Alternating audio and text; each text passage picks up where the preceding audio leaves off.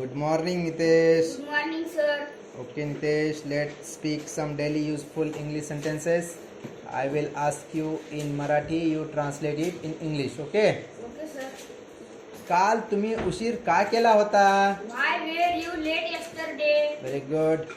मी खेळलो नसेल. I shan't have played. मी लिहिले असेल का? Shall I have written? मी लिहिले होते का? Had I written? मी लिहिले आहे का?